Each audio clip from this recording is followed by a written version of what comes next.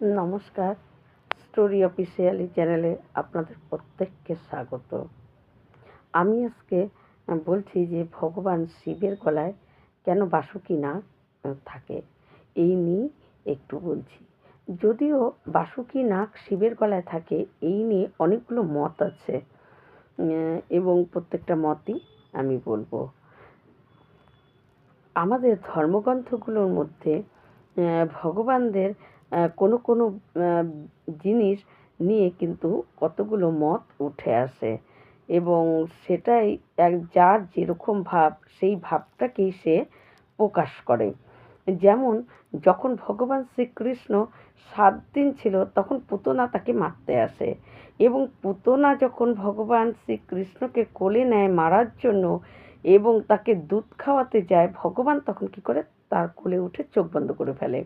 আর এই চোখ বন্ধ নিয়ে অনেকগুলো মত আছে। যার যেরকম ভাব সে সেইভাবেই এই চোখ বন্ধটাকে তিনি সেইভাবেই লিখেছেন। যেমন কারো মতে বলে যে ভগবান চোখ বন্ধ করেছিল সেই সময় এই কারণেই যে ভগবান কোনোদিন বিষ খেত না, কিন্তু পুতনা দুধের মধ্যে বিষ মাখিয়ে আনছিল, তাই ভগবান চোখ বন্ধ করে ভোলানাথকে ডাকছিল যে তুমি তো বিষ খেতে পারো, তাই তুমি প্রথমে বিষগুলো খেয়ে নাও, আমি বিষ কোনো দিন খাইনি, তাই জন্য চোখ বন্ধ করেছে। আবার কারো মত যে পুতনা শত্রু হয়ে এসেছিল, কিন্তু ভগবানকে যখন কোলে নিয়ে তিনি দুধ খাওয়াচ্ছিলেন, এটা কিন্তু একটা মায়ের কাজ, তাই ভগবান চোখ বন্ধ করে চিন্তা করছিল যে একে কোন গতি আমি দেব, একে মারা পর এর কোন গতি লাভ করবে, মায়ের গতি দেব নাকি শত্রুর গতি দিব, তাই ভগবান চোখ বন্ধ করেছিল। আর একটা মত আছে যে ছোট্ট কৃষ্ণ ওই পুতনার ওই বিকট রূপ দেখে তিনি চোখ বন্ধ করে ফেলেছিলেন। তাই এই নিয়ে অনেক রকম মত আছে। ঠিক শিবের গলায় বাসুকি নাগ কেন থাকে এই নিয়েও কতগুলো মত আছে। আসলে বাসুকি নাগের জন্মটা আমাদের একটু জানতে হবে। তাহলে প্রজাপতি দক্ষের 2 কন্যা ছিল, একজনের নাম ক্ষুদ্র আর একজনের নাম বিনতা। এই 2 কন্যাকে তিনি কশ্যপ মুনির সঙ্গে বিয়ে দেন, এবং কশ্যপ মুনি তাদের 2 স্ত্রীর উপর সন্তুষ্ট হয়ে তাদেরকে বলে যে আমি তোমাদেরকে কিছু বর দেব, তোমরা আমার কাছে চাও। তখন কী করে ক্ষুদ্র কী করে, তিনি বলে যে আমি 1000 সন্তান চাই, আর বিনতা বলে আমি মাত্র 2টো সন্তান চাই, কিন্তু একটা শর্ত আছে, ওর 1000টা সন্তানের থেকে যেন আমার 2টো সন্তান শক্তি বেশি থাকে। তখন কশ্যপ বলে তাই হবে, এবং প্রথমে কিন্তু ওই ক্ষুদ্রর সন্তান আগে জন্মেছিল, এবং তার অনেক সন্তান জন্মেছিল, তাদের মধ্যে সবচেয়ে বড় ছিল কি শেষনাগ। শেষনাগ তিনি বড় ছিলেন, তাই তাকে নাগদের রাজা করেন, এবং শেষনাগের অনেক ফণা, হাজারো ফণা আছে। তখন ব্রহ্মা একদিন তাকে আদেশ করে যে পৃথিবীকে তুমি পাতালে যাও এবং পৃথিবীকে রক্ষা করো, ধারণ করে তুমি রক্ষা করো। তখন ব্রহ্মার কথায় তিনি পাতালে যাওয়ার আগে তিনি কী করে, বাসুকি নাগ, তার পরের ভাই ছিল বাসুকি, তাকে রাজা বানিয়ে দিয়ে সে পাতালে গিয়ে এই পৃথিবীকে রক্ষা করেন, এবং তার ওই বড় ফণার মধ্যে এই পৃথিবীকে তিনি ধারণ করে আছেন। আসলে পৃথিবীর যখন কেউ থাকবে না তবুও শেষনাগ থাকবে, তাই তাকে শেষ বলা হয়, আর তার কোনো অন্ত নেই, তাই তাকে অনন্ত নাগও বলা হয়। এরপরে বাসুকি নাগ রাজা হন, এবং তারও কিন্তু ফণা ছিল, অনেকগুলো মাথা ছিল।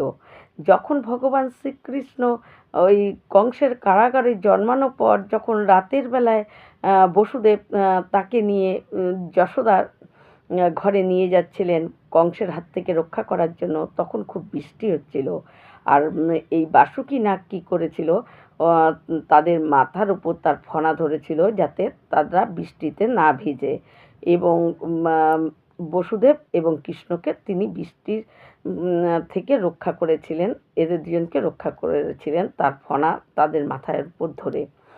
আসলে অনেকে ভাবে যে যে নাকি ভগবান শ্রীকৃষ্ণ আর এই বসুদেব তাদেরকে বৃষ্টির থেকে রক্ষা করেছে, সে হলো অনন্ত নাগ।